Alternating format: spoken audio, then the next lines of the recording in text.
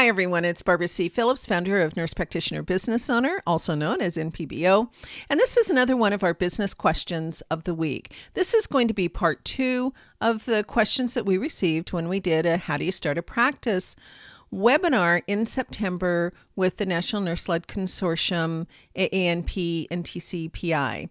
So let's just get into those questions and I'll tell you more about how you can submit your questions later. So the first question, as an FNP, do I need a collaborating agreement with an MD/DO? Well, of course, if you're working in a state where you require collaboration, then you're going to need collaboration. But nurse practitioners that are starting their own practice, and even though they might be in states that have full practice authority, they may need to still have an official agreement or semi-official agreement with a physician to provide collaboration for things that they're going to need, such as home health orders, admitting to hospice, those kinds of things. As time goes on, of course, we'll need less and less of that. But yes, if you are in a state that requires collaboration, then yes, you need collaboration. Now, there's a little caveat here. If you are in a state that says you only need a collaborating physician if you do X and Y, and you're not doing X and Y, then you may not need a collaborating physician. But please take a good look at the rules and regulations in your particular state and ask your nursing board if you're unsure of those gray areas. Now, our next question is, how long does it take to plan and prepare to start a practice? Well, in my own experience, my very first primary care practice, I was up and running in 3 months. I worked very hard because I had a great need in order to do so. But many people will take a little bit longer than that, and some quite a bit longer than that. It really depends. Remember that my favorite answer is it depends. So it depends on what kind of a business are you starting? Are you starting something that's more complex, or are you starting something that's pretty straightforward and easy? The other thing that you need to really take into consideration is if you are going to be doing insurance billing, you need to allow adequate time for collaboration, for credentialing with your insurance companies, and that can be at least 3 to 4 months. So you need to plan for that. Our next question is, how much do you normally have to pay the physician? Well, assuming that this is for collaboration, I'm going to fall back on my standard answer, my favorite answer, which is it depends. It depends on what state you're in. It depends on how much work that physician has to do. It depends on the going rates in your area. So the best way to find out how much you have to pay in your community is actually to start asking around. Take a look at what your colleagues are having to pay for collaboration. And then when you start looking for your collaborating physician, you really want to start with your inner circle and move outwards.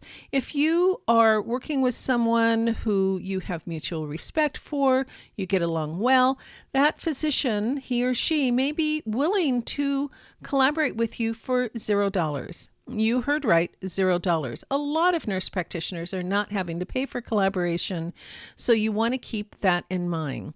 That said, I have seen rates per provider from $0 to $1,500 a month. So again, do some research in your area because it's really going to depend on where you are, what you need, and the kinds of relationships that you have with your physician colleagues. The next question is, you mentioned getting a loan or not. How can I open a practice without obtaining a loan at startup?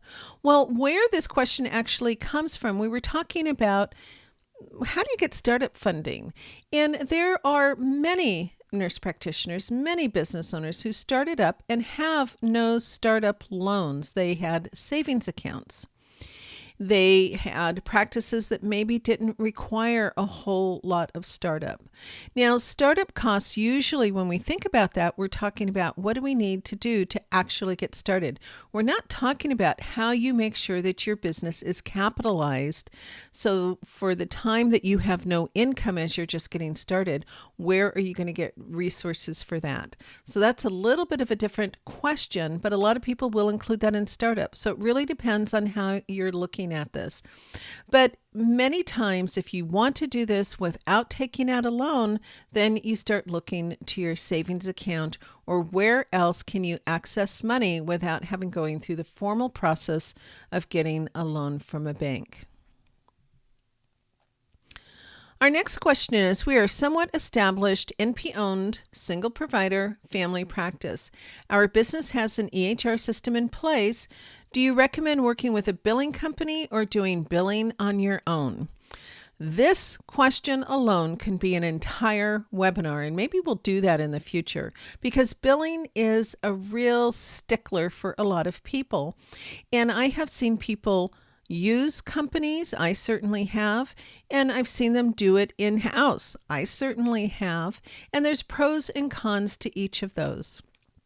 The thing that you want to make sure that you're aware of is just what those pros and cons are.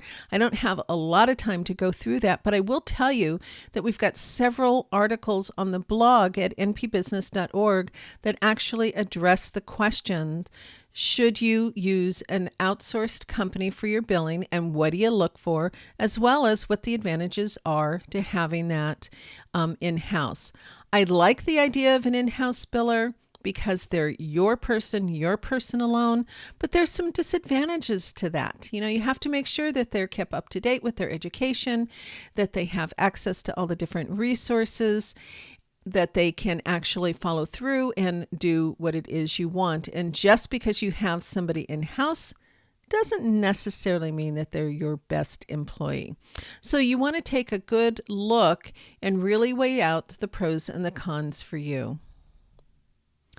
So that's it for this week's question of the week. And I'm sure we'll be back with many, many more, particularly from this webinar. But I have a whole lot of other questions that are in the queue, if you will. So if you want to submit a question, you could certainly do so at bit.ly/NPQuest, QUEST, or send an email to npbohelp@gmail.com. I really do encourage you to visit our blog at npbusiness.org because we have been publishing information on nurse practitioners in business since 2007. So over 10 years of posts are on that blog. And if you're looking for more information on professional development around business, please visit us at Clinician Business Institute. And of course, you can certainly find us on all the social media channels that are out there. So until next week, have a great week, have a successful week, and I'll see you later. Bye-bye now.